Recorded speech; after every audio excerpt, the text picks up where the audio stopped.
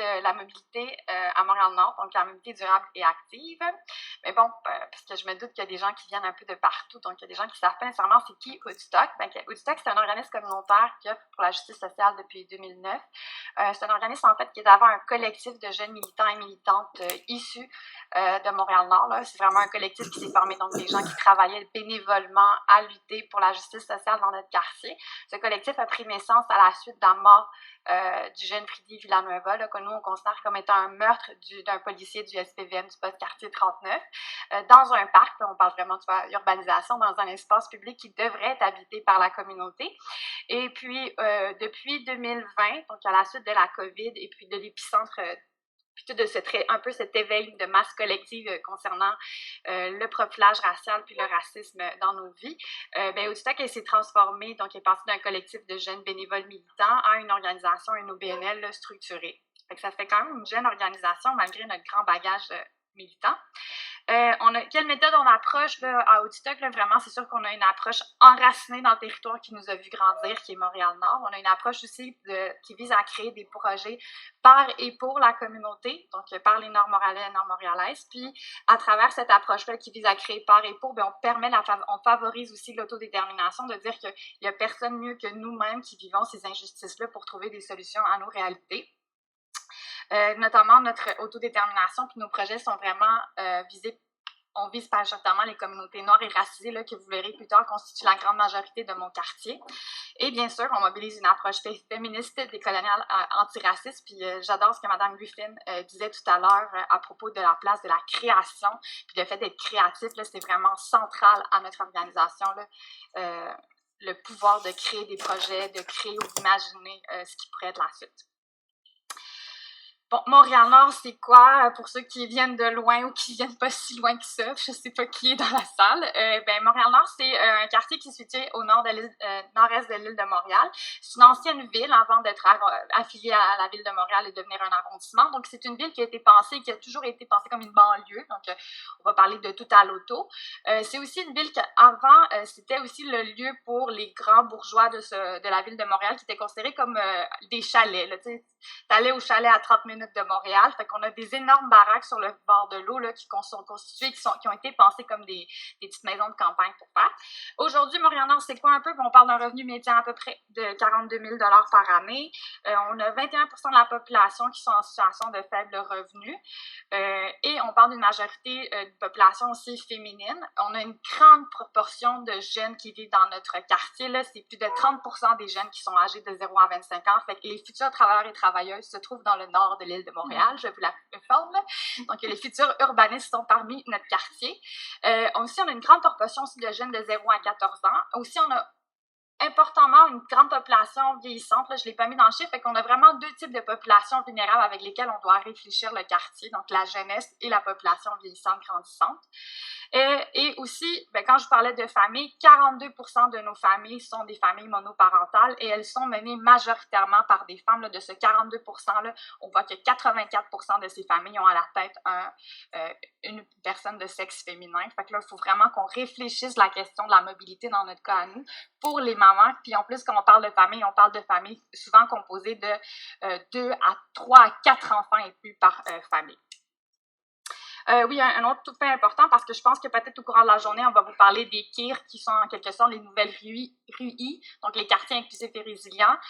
Parmi ces familles-là, là, 32 %, donc de ce 42 %, 32 % vivent dans le nord-est de Montréal-Nord, ou comme tout ce qu'on parle de l'est de Montréal, là, qui se trouve encore être à l'extrémité de notre quartier, qui vient conjoindre finalement à proximité de Rivière-des-Prairies.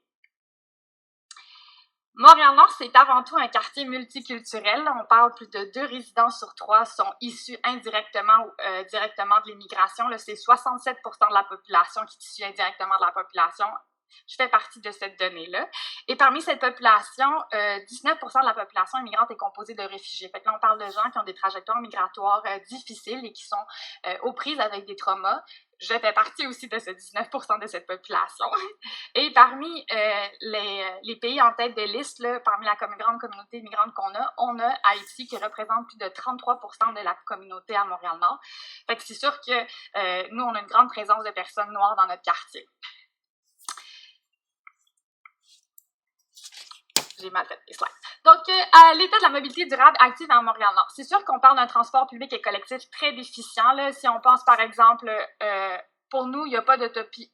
Souvent, l'urbanisation et la question de la mobilité est pensée beaucoup pour nous amener, nous, la population, à sortir de Montréal-Nord. Fait que c'est comme si on pensait que nos milieux de vie à nous tournaient toujours autour de l'extérieur de Montréal-Nord, alors que moi, je travaille à Montréal-Nord, je fais mon épicerie à Montréal-Nord, je fais mes activités culturelles à Montréal-Nord. Fait que moi, mon milieu de vie tourne autour de Montréal-Nord et malheureusement, il n'y a aucun transport collectif qui me permet de me rendre à la mairie, qui me permet de me rendre au centre des loisirs, qui me permet de me rendre à la maison culturelle et qui me permettrait bientôt de me rendre au futur centre sportif.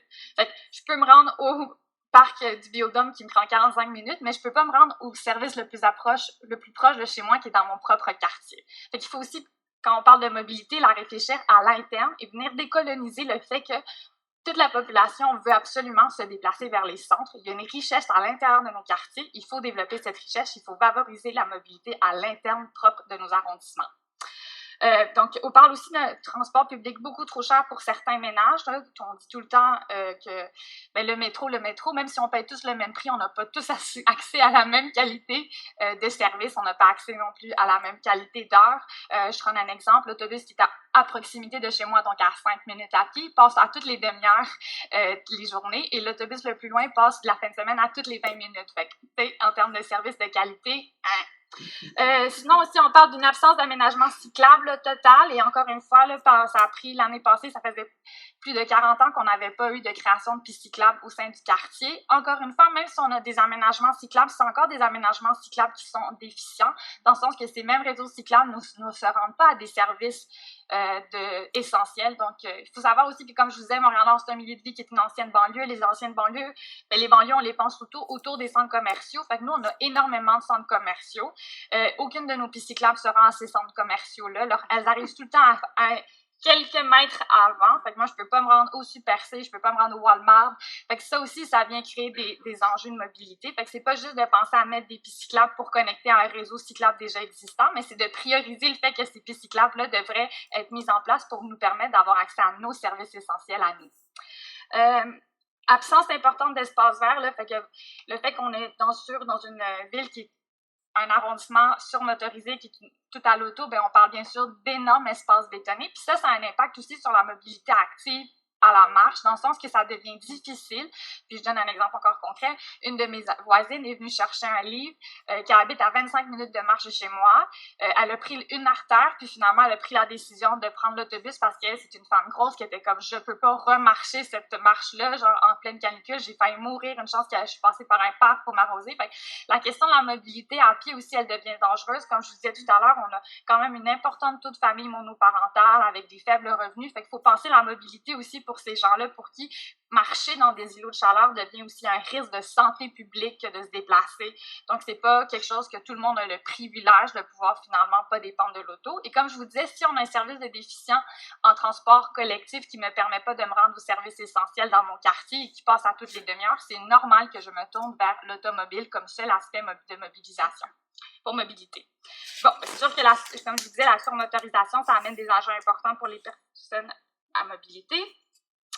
Je vais surtout vous parler de ce qui s'est passé au courant des années dernières, même s'il me reste 2 minutes, de ce qui s'est passé au courant de la mobilité active. Fait que depuis 2020, dans le fond, il y a eu un réaménagement du boulevard Coin, qui est le plus important boulevard qui nous amène à, pas le plus important, mais une grande merveille qu'on a dans le quartier, parce que c'est là on a le grand privilège, parmi toutes les inéquités qu'on vit, de vivre sur le bord de l'eau. Donc, on a un accès. Et cette artère-là avait été transformée en sens unique de Huntsic jusqu'à Rivière-des-Prairies. Et l'arrondissement a fait un pas en recul en arrière, a voulu retransformer cette artère-là à double sens. Et je trouvais ça super intéressant ce que Mme Griffin disait au fait de vivre et d'accepter le conflit. Donc, il y aura toujours des mécontentements, mais qu'il y aura des gens qui seront pour. Il y a des gens qui étaient pour ce réaménagement de ce sens unique-là, de voir la piste cyclable sur Rouen est agrandie, de pouvoir voir aussi à ce qu'il y a un trottoir, parce qu'il y a énormément de circulation quand ça fait justement on a des espaces riches très petits, mais tout le monde veut avoir accès à ces espaces riches-là. Fait qu'il va y avoir naissance de l'Association pour la mobilité sécuritaire de Montréal-Nord, qui est une association formée de citoyens et citoyennes du quartier qui se mobilisent pour finalement cette revitalisation de cette artère-là. Et il faut aussi voir que qu'il y a comme un changement de gap au sein de nos élus au sein de l'arrondissement, là, parce que tout est politique. Et je pense que depuis quelque temps, ils acceptent l'idée de vivre avec le conflit, le fait que des changements de comportement vont amener de la résistance. Moi, je donne toujours cet exemple-là. Il y a personne qui arrête de fumer pour le plaisir. Mais même chose quand tu leur dis, il va falloir qu'on enlève du stationnement pour permettre la mobilité. C'est un petit changement, il y a toujours de la résistance. En 2021, il y a la constitution du comité mobilité durable du projet porteur les déplacements actifs et collectifs du plan de développement social de Montréal-Nord. C'est quoi le plan de développement social de Montréal-Nord? À Montréal-Nord, on a la chance d'être dans un des seuls arrondissements un petit peu nombreux, dont les plans de développement social sont portés à la fois par l'arrondissement et la table de quartier, ce qui nous permet à nous, les organismes communautaires, de contribuer à la richesse et justement au plan d'action de ce plan de développement social. Terminé. Oh my God! OK, mais par contre, le seul enjeu, c'est que malgré le fait qu'il y a quatre actions porteuses, seulement une action porteuse, nous, les arrondissements, nous, les organismes communautaires, on peut agir. C'est vraiment celle de développer un plan de mobilité durable et locale. Et tout à l'heure, Mme Greenfield parlait justement sur quel est l'impact des technologies. Ben nous, quand on a commencé à se questionner sur quelle est la capacité de les gens de notre communauté à se mobiliser autrement, parce qu'on le sait qu'il va y avoir des changements importants en termes d'aménagement dans le quartier, si on pense aux rêves sur Henri Bourassa, aux rêves Lacordaire, au réaménagement de Maurice Duplessis, mais on n'était pas en mesure d'avoir des données qui nous démontraient quelle était la capacité aux gens de se déplacer de différentes formes de mobilité. Fait que travailler avec ça, c'est aussi travailler avec l'arrondissement, puis c'est travailler avec des fois des visions politiques qui ne s'arriment pas avec les besoins publics, c'est toujours un défi. Fait que parfois, il faut, comme disait, laisser place à la création, faire confiance au milieu communautaire, travailler à renforcer le pouvoir du milieu communautaire, parce que c'est là que peuvent naître le futur du quartier, parce qu'on est les personnes qui savons le mieux comment répondre à nos besoins.